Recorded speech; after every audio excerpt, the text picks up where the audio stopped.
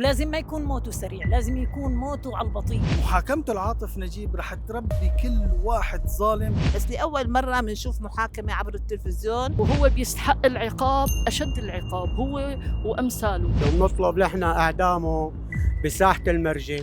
محاكمة عاطف نجيب رجعت للواجهة بين اللي شايفها عدالة واللي عنده شكوك بالموضوع. اليوم نزلنا على الشارع لنعرف آراء الناس وشو بيعرفوا عن هالقضية. خليكن معنا.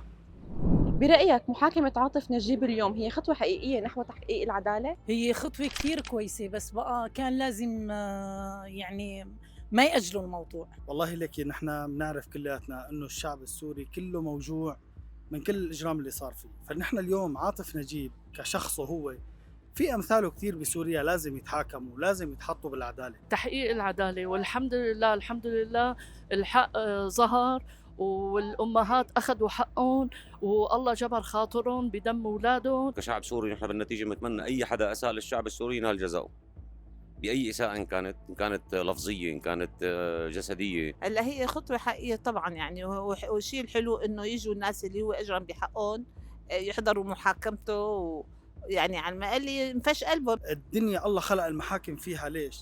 لحتى كل واحد ينال جزاته اذا كان محسن او كان مسيء. يعني اقل شيء شنق، هيدي اقل شيء اعدام، يعني هي اقل شيء يعني بيعملوه معه. هو هي شوية رحمة، بس هو مش لازم الرحمة، لازم بلا رحمة. وبنطلب من سيادة الرئيس كأمثاله وكل اللي عملوا مجازر بالشعب السوري انه تتعلق المشنقة بساحة المرجي. طبعا يعني اذا هلا ما تحاكموا امتى بده يتحاكم؟ بعدين في له حساب عند ربه، هذا وينك يا محلى هذا الحساب قدام حساب رب العالمين. هل العدالة بعد كل هالسنين بيضل إلها نفس القيمة ولا هي بتفقد قيمتها؟ والله العدالة هي كتير كويسة، بس بقى ما انه عم تشفي القلب هيك.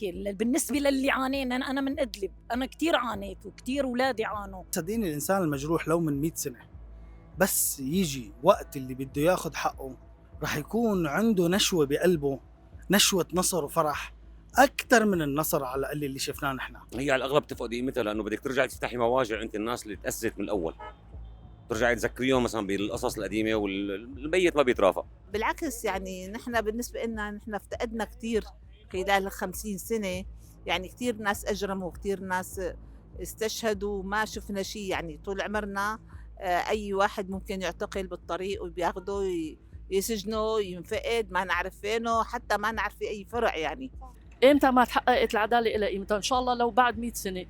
يعني الحق بده يرجع لأصحابه والعدالة لازم تتحقق. لا، العدالة هلا عنا بالبلد العدالة 100%. لا، العدالة لا تجوز جزء واحد مثل الحق.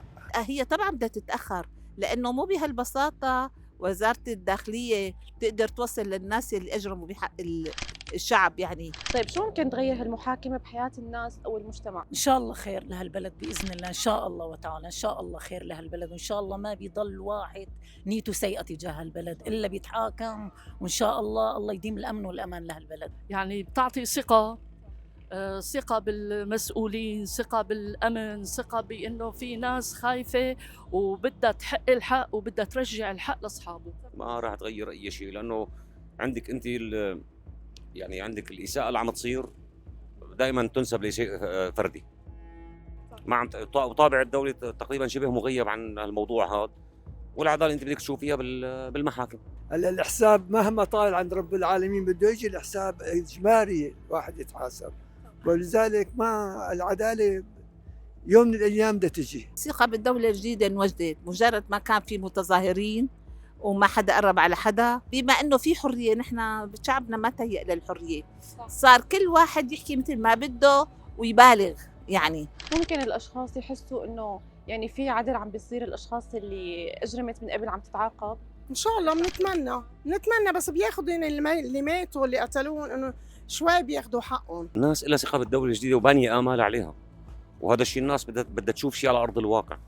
فإذا جبتي أنت مثلا والله فرض هذا الشخص عدمتيه أنت ريحتيه. يعني صار في ناس انه بلشت انه يا اخي تترد الى الامن والامان، انه ما ضاع حق اولادها، ما ضاع حق املاكها، ما ضاع حق هذا الغايب. أطفال درعا نالوا الحرية وعاطف نجيب خلف الإضبان. باختصار العدالة السماوية بأجمل صورة.